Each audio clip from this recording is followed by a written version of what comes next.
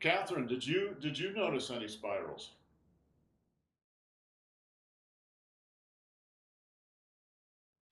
Yes, I did. My first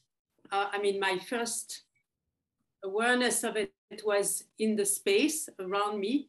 But since I'm just returning from being really inside, and Yeah, I'm definitely more aware on a very different level of what's happening inside me right now. I know it's going to disappear in a few days, but I was definitely aware of something inside my body that was like a spiral, yeah, definitely. Um, and I mean, the chi was like actually the longer I was doing the movement, the more the spiral was actually becoming really larger and more powerful inside me. So that was yeah. very interesting. It's it's actually a form of meditation. It is other things too, but it is also a form of meditation. It's a form of moving meditation. The spiraling action in our bodies is not something that somebody just made up and said, well, okay, you should move that way. The way they discovered it was just watching the way we move, right? And going, oh, right, we move in circles and spirals, right?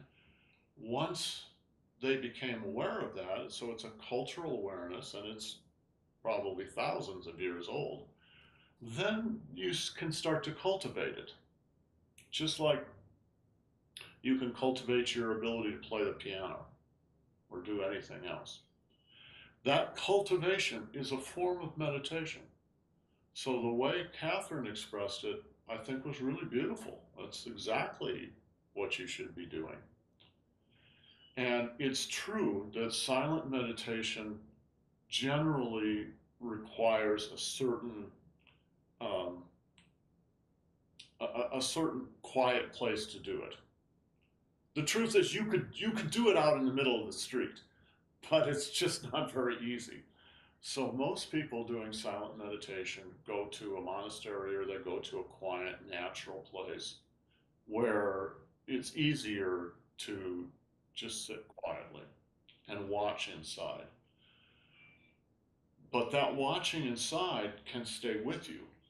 And when you're doing these exercises, just keep meditating. Just keep watching. It's a certain form of meditation. You know, there's different forms of meditation, but the self-observation is to me a really important type of meditation. And that's what you should do when you do this. Right? When you're doing, just pay attention. What's what what's happening inside me? Is this twisting? Is this moving? What's happening as I'm doing this? What's happening in my body? And to be aware of that twisting, spiraling energy in your body is to realize something about yourself that you may not have known before. And then you have to ask yourself the question, why not? Why not? Why have we not noticed it before? Modern culture, and I don't care whether it's East or West or Europe or America or where it's from, is very linear. It's it's something we're not conscious of, but it's very linear. One, two, three, four, five, six. Very rational, very linear. And that gets in our bodies too. So we move in a very straight linear way. But but actually we don't. The human body doesn't move in straight lines. It moves in circles. But modern culture kind of squeezes that out of us and turns us into little linear machines, right? So practicing these spirals, noticing them in yourself. Don't apply them to yourself. Don't push it into yourself from outside. Draw it from the outside, the inside to the outside. It's already in you. So it's just a matter of rediscovering it, going, oh, yeah, okay, what does that mean? And you can see Tai Chi and Qigong as a very extended meditation on that kind of energy. And at first, it's a little obscure. You can feel it in some movements, you can't feel it in other movements, it comes and goes. But as you pay more and more attention, it will come more and more out of your body. And it's a very enjoyable way to move. It feels good. Right? I was at a Chinese banquet once with a very high-level player named Chen Xiang. And after the banquet was over, a lot of people had left, but we were all sitting around talking. There was probably 5 or 6 guys sitting at this table and talking. And and Chen Xiang doesn't speak any English, but we all got it translated. One of the guys asked him, why do we do so much Qigong in Hunyuan Tai Chi? Because Grandmaster Feng said 70% of your practice should be Qigong.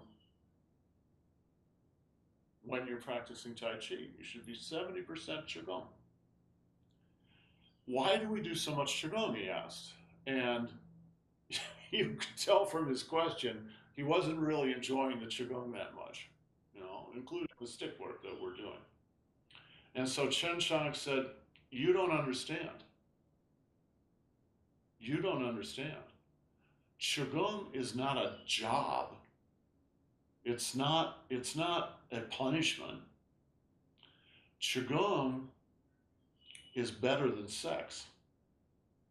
And of course, all of us laughed, ha ha ha ha ha ha. And he laughed too. But then he said, guys, I'm serious.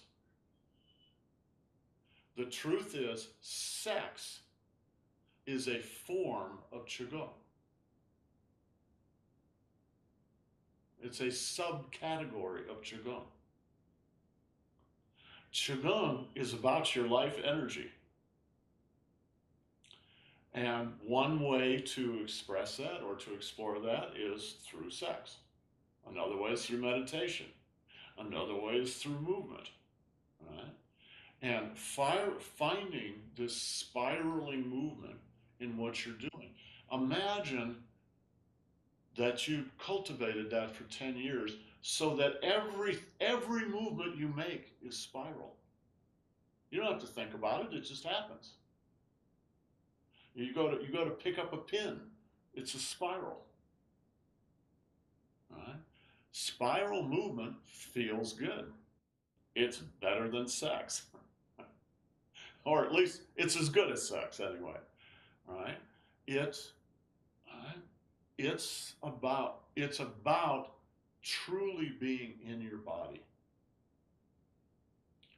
Linear movement that our cultures teach us as we're growing up, and nobody has a class in linear movement. It's one of those biases that just happens in our cultures without us ever being aware of it.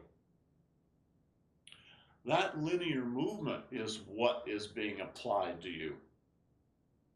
That's not natural movement. That's an artificial form of movement. It has certain powers, there's certain things that are good about it, but it's not your natural animal movement. The natural animal movement is spirals. And so these exercises we're doing, right, ultimately are really about practicing those spirals. That's one of the reasons, not the only reason, but that's one of the reasons that 70% of your practice should be in Qigong. Because Qigong is repetitive, right? It's repetitive. It gives you a chance to practice these spirals, right? We do, we do an exercise. 1, 2, 3, 4, 5. Okay, now it's easy. But if you're doing Tai Chi form,